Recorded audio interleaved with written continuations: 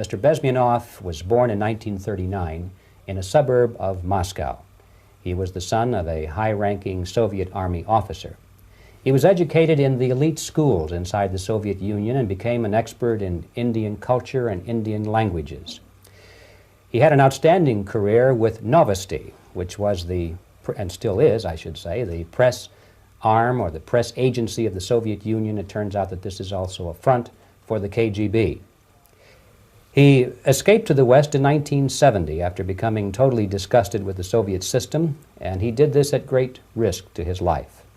He certainly is one of the world's outstanding experts on the subject of Soviet propaganda and disinformation and active measures. Well, you spoke several times before about ideological subversion. That is a phrase that I'm afraid some Americans don't fully understand. When the Soviets use the phrase ideological subversion, what do they mean by it?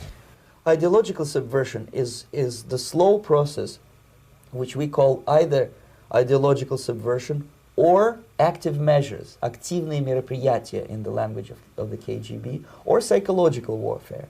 What it basically means is to change the perception of reality of every American to such an extent that despite of the abundance of information, no one is able to come to sensible conclusions in the interests of defending themselves, their families, their community, and their country.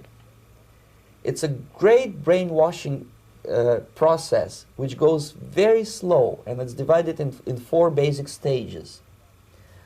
The first one being demoralization. It takes from 15 to 20 years to demoralize a nation. Why that many years? Because this is the minimum number of years which requires to educate 1 generation of students in the country of your enemy, exposed to the ideology of the enemy. In other words, Marxism-Leninism ideology is being pumped into the soft heads of at least 3 generations of American students without being challenged or counterbalanced by the basic values of Americanism, American patriotism. The demoralization process in the United States is basically completed already. For the last 25 years, actually it's overfulfilled, because demoralization now reaches such areas where previously not even Comrade Andropov and all his experts would even dream of such a tremendous success. Most of it is done by Americans to Americans, thanks to lack of moral standards. As I mentioned before, exposure to true information does not matter anymore. A person who was demoralized is unable to assess true information. The facts tell nothing to him. Even if I shower him with information, with authentic proof, with documents, with pictures, even if I take him by force to the Soviet Union and show him concentration camp, he will refuse to believe it until he is going to receive a kick in his fat bottom. When a military boot crashes his balls, then he will understand, but not before that. That's the tragic of the situation of demoralization. The next stage is destabilization. This time, subverter does not care about your ideas and the patterns of your consumption. Whether you eat junk food and get fat and flabby, doesn't matter anymore. This time, and it takes only from 2 to 5 years to destabilize a nation, what matters is essentials: economy, foreign relations, defense systems. And you can see it quite clearly that in some areas, in such sensitive areas as defense and economy, the influence of Marxist-Leninist ideas in the United States is absolutely fantastic. I could never believe it 14 years ago when I landed in this part of the world that the process will go that fast.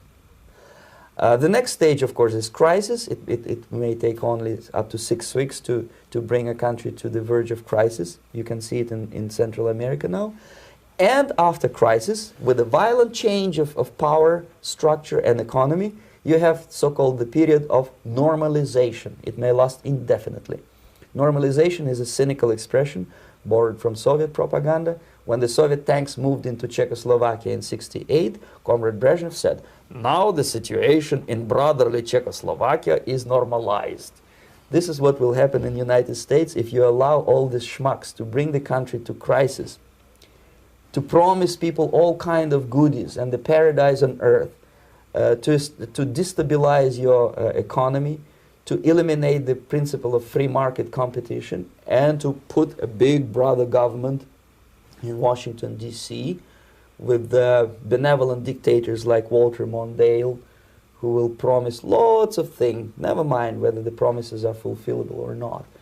Your leftists in United States, all these professors and all these beautiful civil rights defenders, they are instrumental in the process of the subversion only to destabilize the nation. When their job is completed, they are not needed anymore. They know too much. Some of them, when they get disillusioned, when they see that Marxist-Leninists come to power, obviously they get offended. They think that they will come to power. That will never happen, of course. They will be lined up against the wall and shot. But they may turn into the most bitter enemies of Marxist-Leninists when they come to power. And that's what happened in Nicaragua. You remember most of these former Marxist-Leninists were either put to prison or one of them split, and now he's working against Sandinistas. It happened in Grenada when Maurice Bishop was already a Marxist. He was executed by a new Marxist who was more Marxist than this Marxist. Same happened in Afghanistan when first there was Taraki, he was killed by Amin, then Amin was killed by Babrak Karmal with the help of KGB. Same happened in Bangladesh when Mujibur Rahman, very pro-Soviet leftist, was assassinated by his own Marxist-Leninist military comrades. It's the same pattern everywhere. The time bomb is ticking. With every second, the disaster